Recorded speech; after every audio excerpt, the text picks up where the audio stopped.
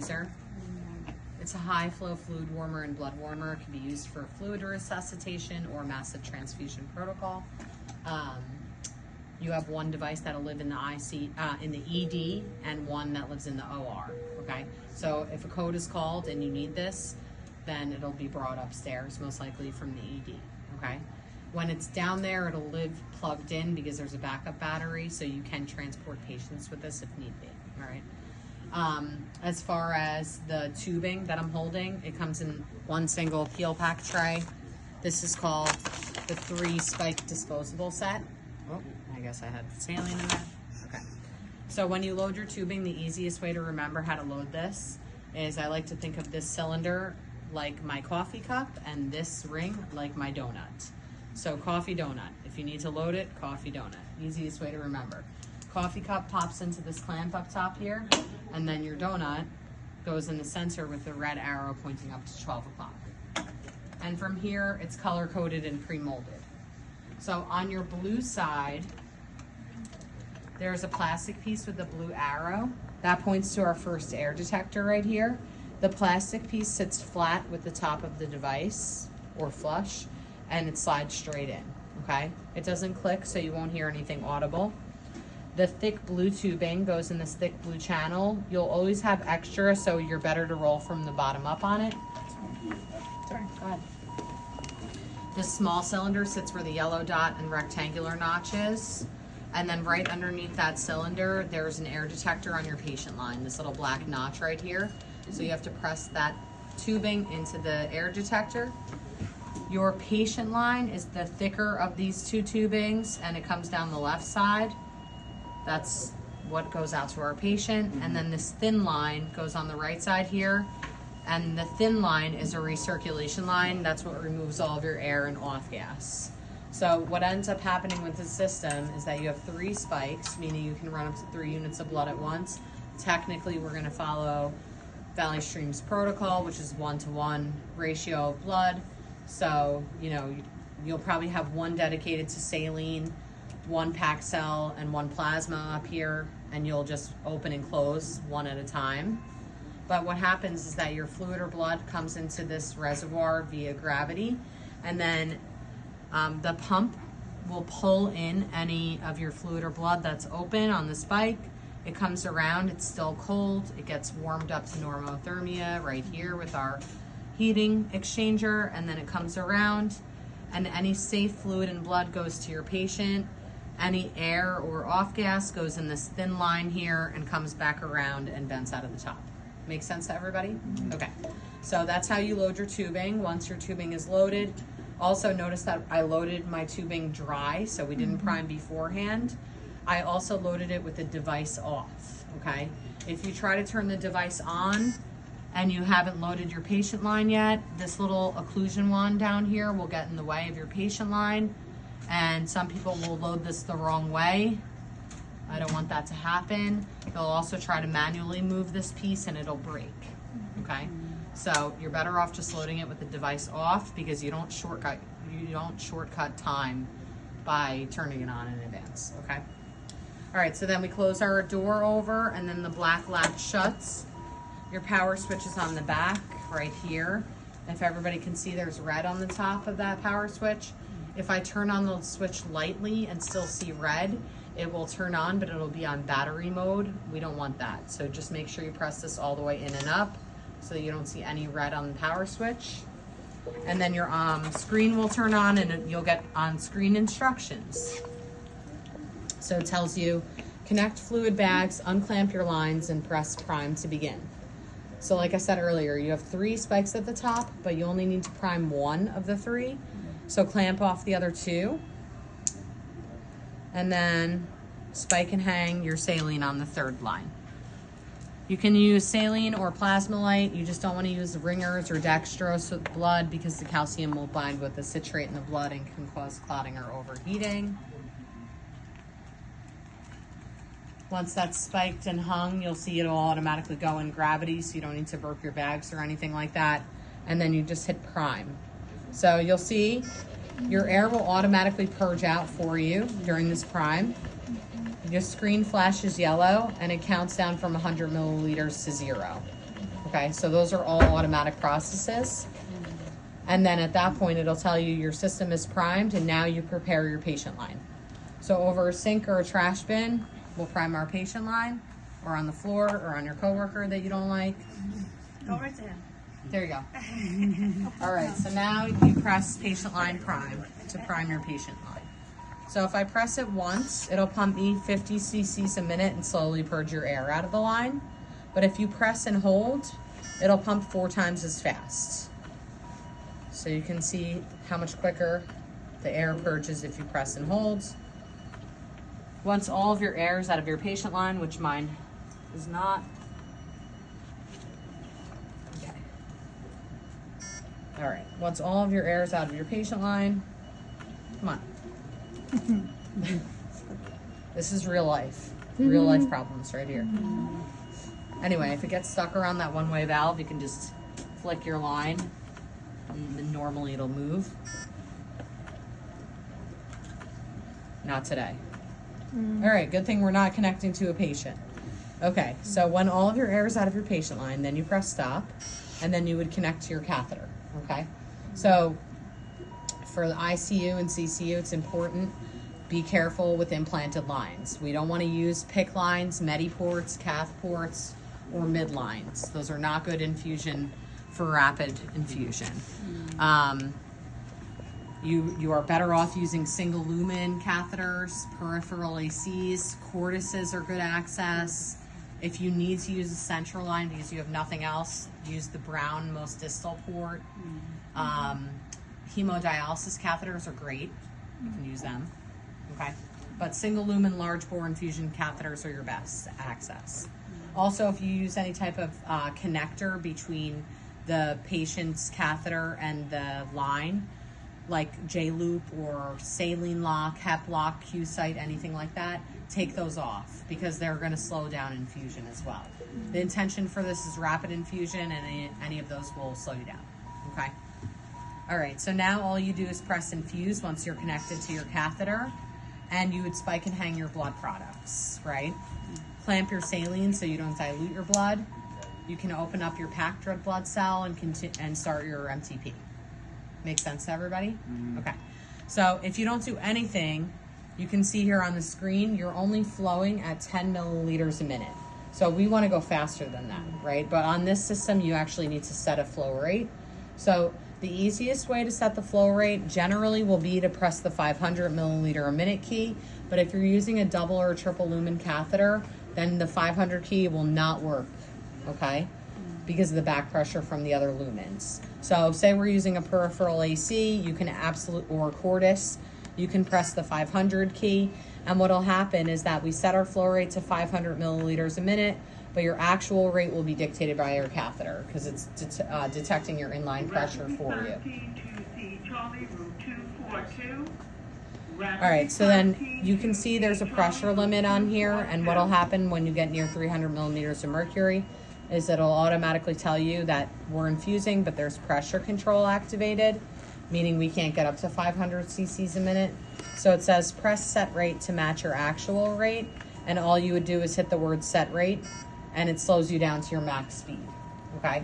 So if you're using a single lumen catheter, you can press 500, and then when you get that alert, then you press the word set rate. Does that make sense to everybody?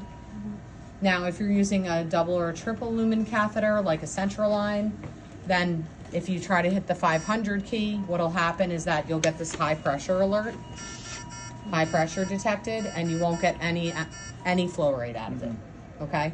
So if you are using a double or triple lumen catheter, just press stop, because it'll keep giving you the same alarm, and press infuse rate up yourself and set it yourself to 100 milliliters a minute to start. And if you don't, what is it? Just seeing what it takes, basically. Yeah, okay. Exactly. Sorry to cut you off. If it doesn't give you any alarms, go up from there to 200, right? If it doesn't give you any alarms, go up from there. But it can figure out the pressure a lot easier if you only go up gradual instead of trying to shoot right to 500. Okay. Makes sense to everybody? Yeah. All right, cool.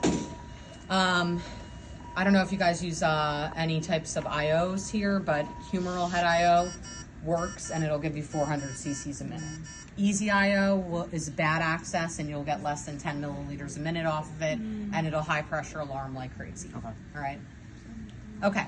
So I don't know if you guys noticed, but I clamped this before. So what ended up happening is that all of our fluid ran dry, and air hit our first air detector. But the nice part is that your patient line automatically clamps, so no air gets to your patient line, even if air gets into the system.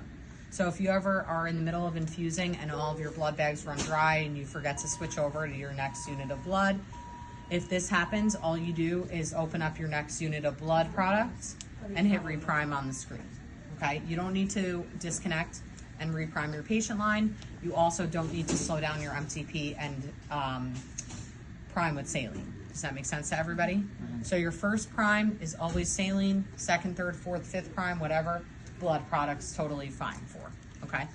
We hit reprime, we'll see that same prime process where all the air purges out, and then it'll bring us right back to our main screen within 12 seconds, okay?